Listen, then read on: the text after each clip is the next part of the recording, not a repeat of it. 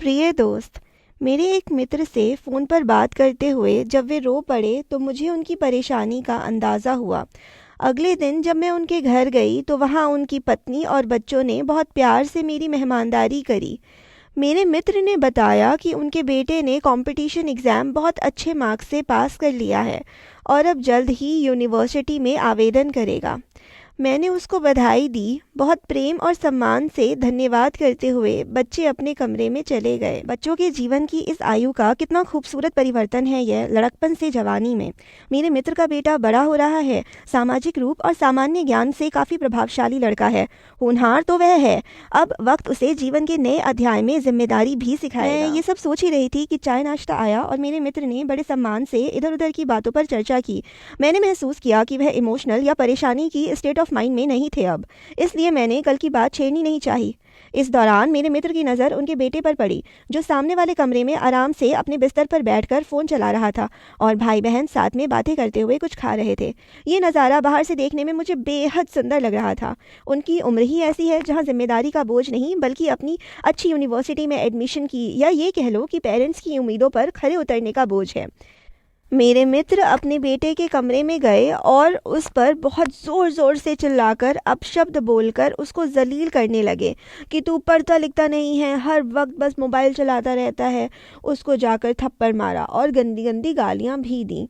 वह अपने बिस्तर पर बैठा हुआ रोने लगा और बोलता कि आप मुझसे प्यार से बोल दो, इस तरह से बोल रहे हो, अब तो मैं बिल्कुल भी नहीं करता। इस पर वह बाप और ज़्यादा एग्रेसिव हो गए। उनकी फिजिकल स्ट्रेंथ यानी बल और ऊंची आवाज़ में उस पर गुस्सा होने लगे। फिर उसकी माँ को भी बुरा बुरा बोलने लगे और दुखी एवं शिकायतों भरे मन से ड्राइंग रूम में आकर बैठ गए मेरे सामने। वे बैठे बैठे भी बड़बड़ाए जा रहे थे और अपनी बीवी बच्चों की शिकायतें और एकदम जलील करने वाले, नीचे दिखाने वाले नेगेटिव भाषा में बोले जा रहे थे।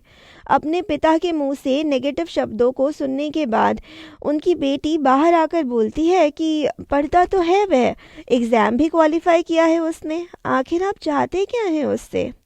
मेरे मित्र ने सही से जवाब नहीं दिया और तेज़ आवाज़ में उसको चुप करने की कोशिश की। वह बेटी तो चुप हो गई, पर क्या उनके बेटे, बेटी और बीवी का मन शांत हो गया होगा? क्या पिता को अपना एग्रेशन दूसरों पर निकालकर शांति मिल गई होगी? तो क्या पिता ने सही किया? पिता का अपने बेटे के साथ आक्रामक व्यवहार का चयन करना परिवार में दूरियां बढ़ा सकता है, जिससे बच्चों के भावनाओं और आत्मविश्वास में कमी हो सकती है। इससे उसकी बहन को भी अनियमितता का सामना करना पड़ा, जो पिता के हाव भाव और गलत भाषा के कारण चुप हो गई। हिंसा का सहारा लेना और समस्या को सुलझाने की बजाय गुस्सा निकालना सामाजिक संबंधों में दूरी बढ़ा सकता है और बच्चों का आत्मविश्वास कम कर सकता है। सकारात्मक चर्चा और सहानुभूति की आवश्यकता है ताकि बच्चा स्वस्थ रूप से पुनर्मूल्यांकन करके आगे बढ़े। ईश्वर ने माँ की भागीदारी को बच्चों की जिंदगी में स्वाभाविक रूप से रखा है। जब वह बच्चों को अपने गर्भ में उठाती है और उसके पैदा होने के बाद उसकी देखभाल करती है, पर क्या बाप बच्चे की लाइफ में भागीदार है? बाप के एहसान याद रखना थोड़े मुश्किल होते हैं, क्योंकि जब बच्चे बड़े होते हैं तो वे पिता से रुपये मांगते हैं, जैसे कि मुझे 1000 रुपये चाहिए, क्या हम वेकेशंस पर जा सकते हैं, क्या मैं गाड़ी चला सकता हूँ। इसके लिए आपको समझदार होना ज़रूरी है। प्यार, समझ और बुद्धि, लव, इंटेलेक्ट और इंटेलिजेंस के साथ बच्चों से डील करना ज़रूरी है, ताकि बच्चे आपकी गाइडेंस को समझें।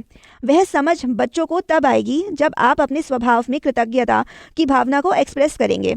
तभी आपके किए हुए कॉन्ट्रीब्यूशंस के प्रति आपके बच्चों में भी यह शुक्रगुजारी का चरित्र डेवलप कर पाएंगे। आप बस बाप होने से जादू से भागीदार नहीं बन जाते।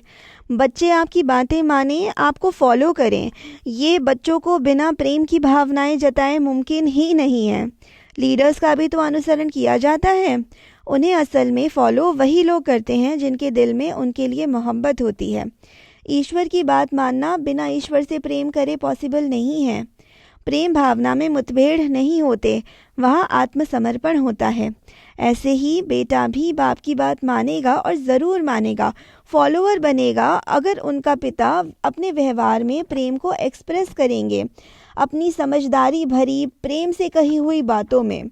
अगर किसी रिश्ते में प्रेम नहीं मिला तो इंसान उसकी तरफ रुख कर लेता है जहां उसको प्रेम मिलेगा, चाहे वह कोई भी रिश्ता हो। प्रेम, समझदारी और शुक्रगुजारी को क्रियाशीलता यानी एक्शन में लाने का सही तरीका क्या है? यह सवाल मुझे जितना परेशान कर रहा था उतनी ही ज़्यादा मैं उत्सुक थी इसका जवाब जानने के लिए। इस दौरान मेरे दूसरे मित्र से मेरी बात हुई। वह मित्र अपने ईश ग्रंथ को पढ़ते थे और उनका ज्ञान रखते थे। मेरे ये मित्र यूरोपियन थे और मैं इनसे पहली बार इंटरकल्चरल कम्युनिकेशन के सेमिनार में मिली थी, जहां मेरे 19 अलग अलग देशों के दोस्त बने थे।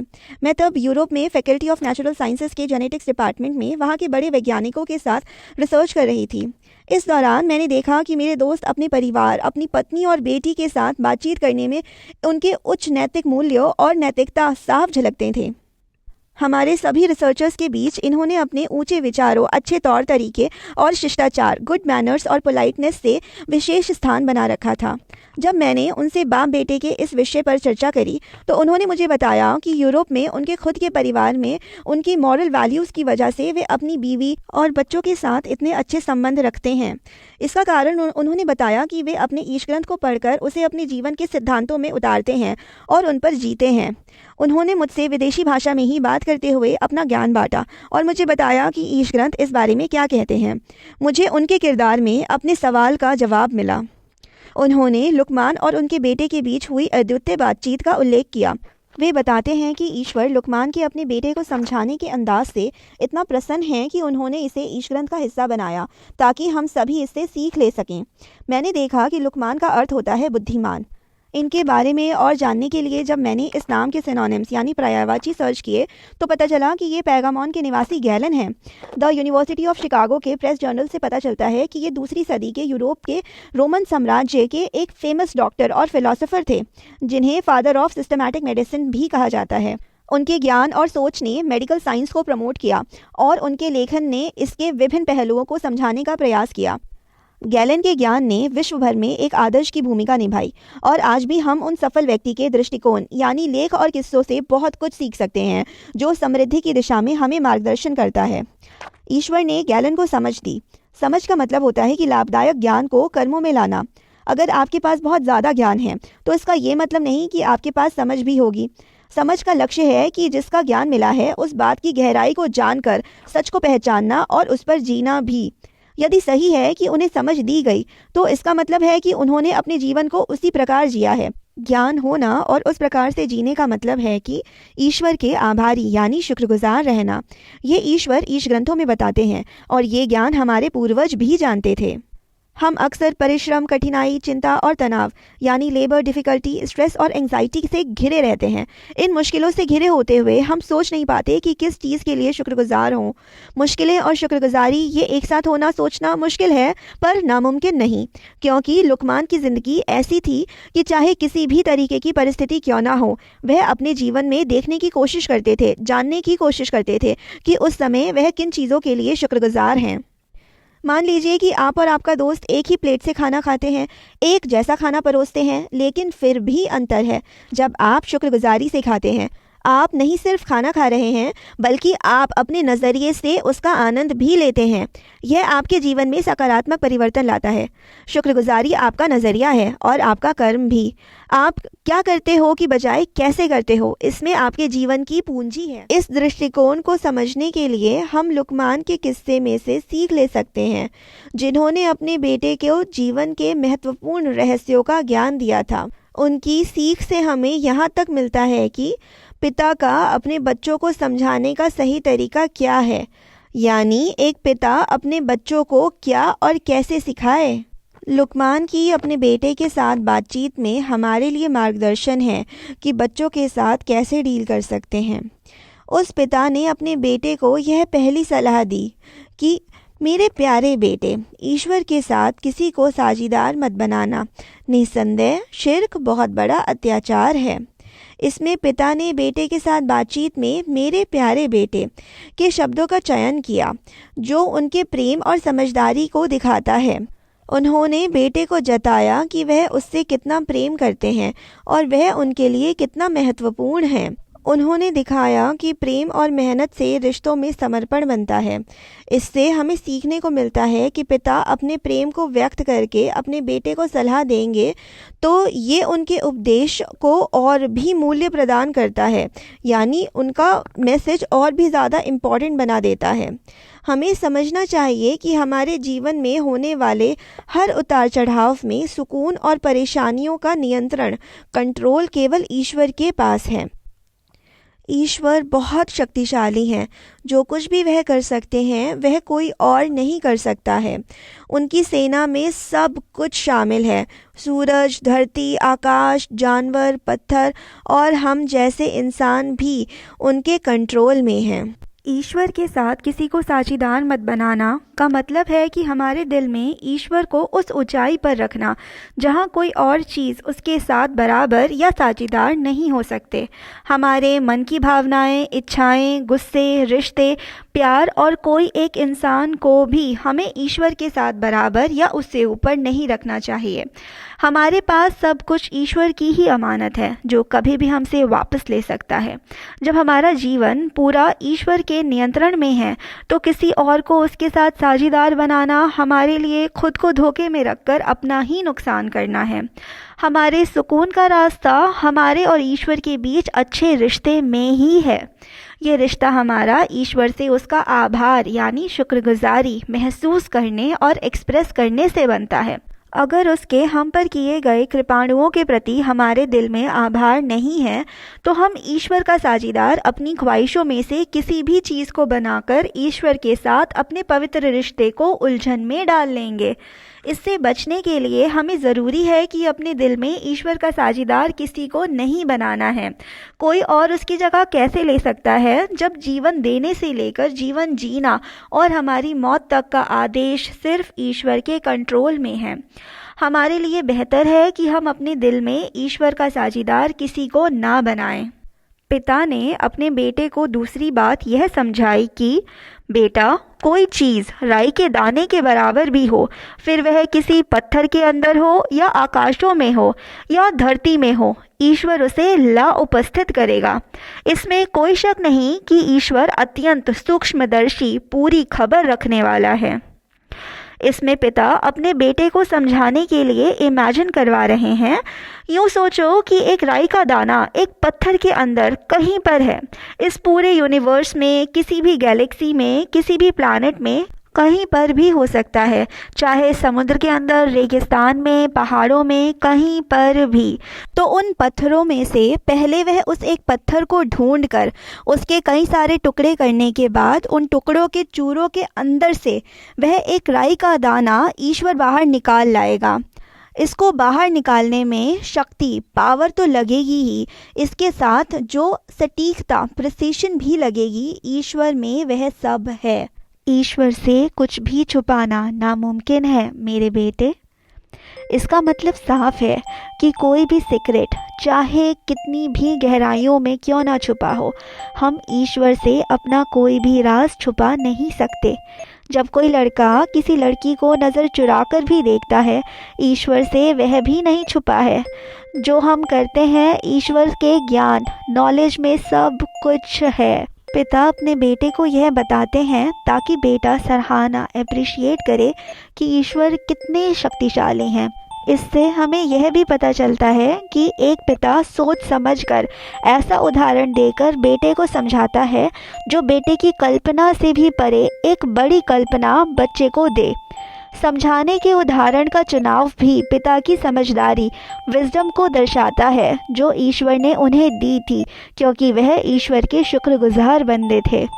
पिता ने अपने बेटे को तीसरी बात यह समझाई कि ऐ मेरे बेटे, सलात कायम कर, यानी ध्यान लगाकर नियंत्रित जुड़ो ईश्वर से, भलाई का आदेश दे और बुराई से रोक, ताकि जो कष्ट तुझे पहुँचे उस पर धैर्य से काम ले। निश्चय यह अनिवार्य कामों में से है। पिता अपने बेटे को समझाते हैं कि बेटा, प्रार्थना में ईश्वर से ध्यान लगाकर नियंत्रित जुड़ने को सीरियसली लेना। जब हम प्रार्थना को गंभीरता से लेते हैं तो हमारे अंदर न्याय की भावना आती है।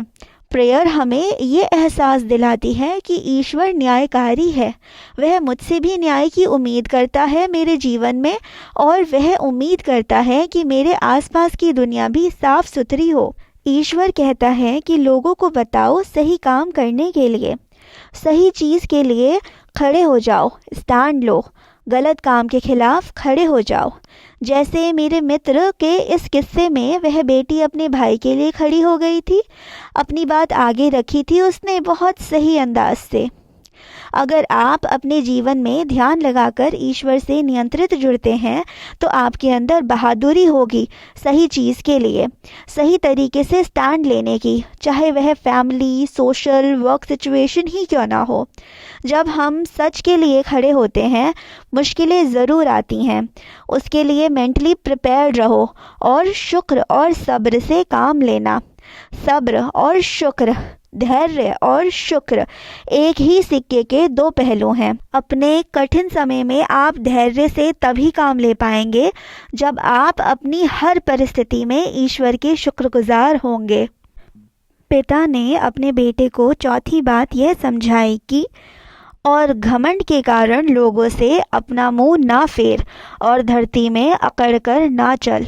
निस्संदेह ईश्वर किसी अकड़ने वाले, गर्व करने वाले से प्रेम नहीं करता। पिता ने अपने बेटे को पांचवी बात यह समझाई कि और अपनी चाल में संतुलन बनाए रख और अपनी आवाज़ धीमी रख। निस्संदेह आवाज़ों में सबसे बुरी आवाज़ गधे की आवाज़ होती है। चौथी और पांचवी सलाह में पिता अपने बेटे को समझाते हैं कि ईश्वर खुद को दूसरों से बेहतर समझने वाले लोग यानी घमंडी लोगों को बिल्कुल भी पसंद नहीं करते हैं। हमारे फेशियल एक्सप्रेशंस यानी चेहरे के भावों में विनम्रता, ह्यूमिलिटी होनी चाहिए और हमारी चाल भी साधारण, मॉडेस्ट होनी चाहिए। ईश्वर अकड़ के चलने वालों को पसंद नहीं करता और बिल्कुल नीचे झुककर चलने वाले को भी पसंद नहीं करता। ईश्वर बैलेंस पसंद करता है। इस तरह से खुद को कैरी करो कि खुद का आत्मसम्मान, सेल्फ रिस्पेक्ट भी बना रहे और हल्की आवाज़ से बात करो। जो भी धरती और आकाश में है वह सब ईश्वर की बात मानते हैं। ईश्वर ने उनके लिए जो नियम रखे हैं वे उनका पालन करते हैं। विनम्रता, ह्यूमिलिटी का पाठ हम सूरज से सीख सकते हैं, जिसमें ज्वाला होने के बाद भी जो कभी हमें आग में नहीं जलाता।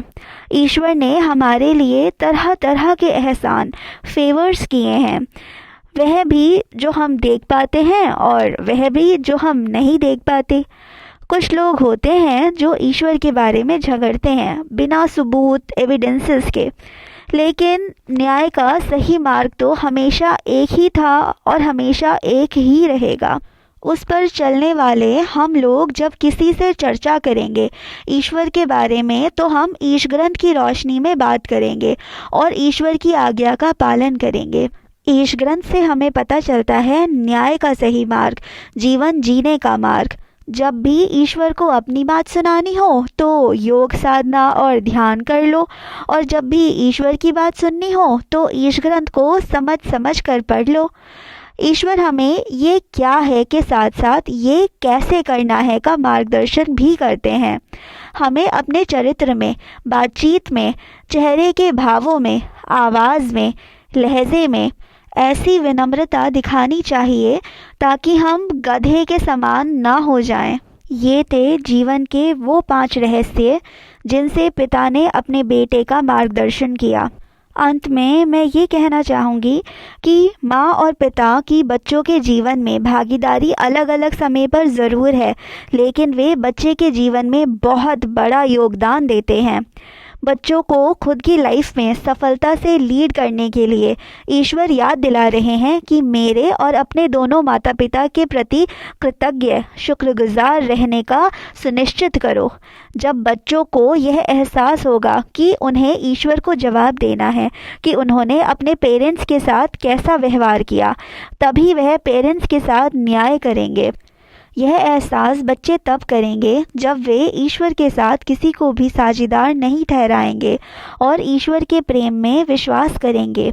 इससे वे समझेंगे कि भले ही पेरेंट्स से गलतियां हो जाती हैं, लेकिन ईश्वर परफेक्ट है। इसलिए बच्चे ईश्वर की बात मानते हुए अपने पेरेंट्स के साथ अच्छे व्यवहार में रहें और अपने स्वभाव में कृतज्ञता यानी शुक्रगुजारी बनाए रखें। माँ बाप अपने प्रेम और समझदारी से अपने बच्चों को नेक औलाद बनाते हैं और इसलिए उनके बच्चों के भी नेक कर्मों में पेरेंट्स की भागीदारी रहती है, कंपाउंडिंग इफ़ेक्ट की तरह। ईश्वर भी नेक बच्चों से प्रसन्न रहते हैं। वो नेकी माँ बाप की समझदारी और प्रेम पर आधारित है। नेक औलाद माँ बाप के इस जीवन और पारलौकिक जीवन के लिए अनमोल दान है, जो स्वर्ग में उनके लिए एक खास स्थान बनाता है। ईश्वर करे कि आपका आज का दिन खुशियों से भरा हो और जो भी कदम आप उठाएं वह सफलता की ओर बढ़ते जाएं।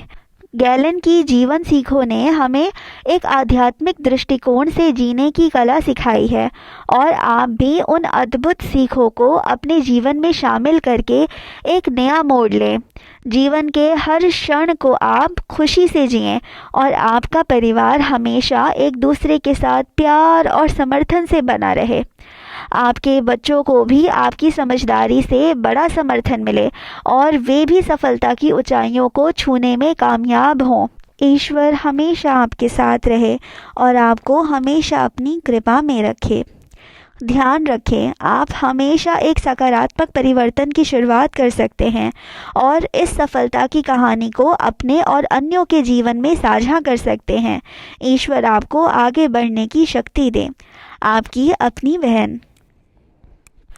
ओम अस्तो मा सद्गमया तमसो मा ज्योतिर्गमया मृत्योर्मा अमृतम गमया। ओम शांति शांति शांति। हे ईश्वर, मुझे असत्य से सत्य की ओर, मुझे अंधकार से प्रकाश की ओर और मुझे मृत्यु से अमृता की ओर ले चलो। मेरे मित्र ने यहाँ से रेफरेंस दिया था जो इस प्रकार है। इसमें ईश्वर कहते हैं कि अलिफ लाम मीम, ये तत्वज्ञान वाली ग्रंथ की निशानियाँ हैं। नेकी करने वालों के लिए मार्गदर्शन तथा दया है, जो सलात कायम करते हैं यानी ध्यान लगाकर नियंत्रित जुड़ते हैं ईश्वर से तथा दान देते हैं, और वही हैं जो परलोक में विश्वास रखते हैं। यही लोग अपने पालनहार की ओर से मार्गदर्शन पर हैं तथा यही लोग सफल होने वाले हैं। और इंसानों ही में से कोई ऐसा भी है जो असावधान करने वाली बात खरीदता है ताकि बिना ज्ञान के लोगों को ईश्वर के मार्ग से गुमराह करे और ईश्वर की निशानियों का उपहास करे। यही लोग हैं जिनके लिए अपमानकारी यातना है, और जब उनके समक्ष हमारी ईश्वर की निशानियाँ पढ़ी जाती हैं तो घमंड करते हुए मुंह फेर लेते हैं, जैसे उसने उन्हें सुना ही नहीं, मानो उसके कानों में बहरापन है। तो आप उसे दुखदाई कष्ट की शुभ सूचना दे दें। निस्संदेह जो लोग विश्वास लाए तथा उन्होंने अच्छे कर्म किए, उनके लिए वरदान भरी स्वर्ग है। वे उनमें सदैव रहेंगे। यह ईश्वर का सच्चा वादा है और वह अत्यंत प्रभुत्वशाली तत्वदर्शी है। उसने आकाशों को बिना स्तंभों के पैदा किया, जिन्हें तुम देखते हो, और धरती में पर्वत जमा दिए ताकि वह तुम्हें लेकर हिलने डुलने ना लगे, और उसके ऊपर हर प्रकार के जीव फैला दिए तथा आकाश से पानी उतारा, फिर धरती में हर तरह की अच्छी किस्म उगाई। ये तो है ईश्वर की संरचना। अब ज़रा मुझे दिखाओ इन लोगों ने जो उसके अतिरिक्त हैं क्या पैदा किया है। असल बात यह है कि ये अत्याचारी लोग रास्ते से भटके हुए हैं, और हमने लुकमान को प्रबोध प्रदान किया था कि ईश्वर के प्रति आभार दिखाए, तथा जो आभार प्रकट करता है वह उसके अपने ही लिए लाभदायक है, और जो अकृतज्ञता एहसान फरामोशी दिखाए तो ईश्वर वास्तव में निष्प्रिय है, किसी से कुछ लेने का आदी नहीं और प्रशंसनीय है, तारीफ के योग्य है। तथा याद करो, जब लुकमान अपने बेटे को समझा रहा था तो उसने कहा, ए मेरे बेटे, ईश्वर के साथ किसी को साझी ना ठहराना। निस्संदेह शिर्क बहुत बड़ा अत्याचार है। और ये वास्तविकता है कि हमने इंसान को उसके माता पिता के संबंध में जोर दिया है। उसकी माँ ने उसे कमज़ोरी पर कमज़ोरी झेलकर अपने पेट में उठाए रखा और 2 वर्ष उसका दूध छूटने में लगे। इसलिए हमने उसे नसीहत करी कि मेरा आभार प्रकट करो और अपने माता पिता के प्रति कृतज्ञ हो। मेरी ही ओर तुझे लौटकर आना है। और यदि वे तुझ पर दबाव डालें कि तू मेरे साथ उस चीज़ को साझी ठहराए जिसका तुझे कोई ज्ञान नहीं, तो उन दोनों की बात मत मान और दुनिया में उनके साथ अच्छे व्यवहार से रहना, मगर चल उसके मार्ग पर जो मेरी ओर पलटता है। फिर मेरी ही ओर तुम्हें लौटकर आना है, तो मैं उस समय तुम्हें बताऊंगा जो कुछ कर्म तुम किया करते थे। लुकमान ने कहा था कि बेटा, कोई चीज़ राई के दाने के बराबर भी हो, फिर वह किसी पत्थर चट्टान के अंदर हो या आकाशों में हो या धरती में हो, ईश्वर उसे ला उपस्थित करेगा। इसमें कोई शक नहीं कि ईश्वर अत्यंत सूक्ष्मदर्शी, पूरी खबर रखने वाला है। ए मेरे बेटे, सलात कायम कर, यानी ध्यान लगाकर नियंत्रित जुड़ो ईश्वर से। भलाई का आदेश दे और बुराई से रोक, तथा जो कष्ट तुझे पहुँचे उस पर धैर्य से काम ले। निश्चय यह अनिवार्य कामों में से है। और घमंड के कारण लोगों से अपना मुंह ना फेर और धरती में अकड़कर ना चल। निस्संदेह ईश्वर किसी अकड़ने वाले, गर्व करने वाले से प्रेम नहीं करता। और अपनी चाल में संतुलन बनाए रख और अपनी आवाज़ धीमी रख। निस्संदेह आवाज़ों में सबसे बुरी आवाज़ गधे की आवाज़ होती है। क्या तुम लोग नहीं देखते कि ईश्वर ने आकाशों और ज़मीन की सारी चीज़ें तुम्हारे लिए वशीभूत कर रखी हैं और अपनी खुली और छिपी कृपा दृष्टि तुम पर पूर्ण कर दी है? और इस पर हाल ये है कि इंसानों में से कुछ लोग ईश्वर के बारे में झगड़ते हैं बिना इसके कि उसके पास कोई ज्ञान हो या मार्गदर्शन या कोई प्रकाश दिखाने वाली ग्रंथ। और जब उनसे कहा जाता है कि पालन करो उस चीज़ का जो ईश्वर ने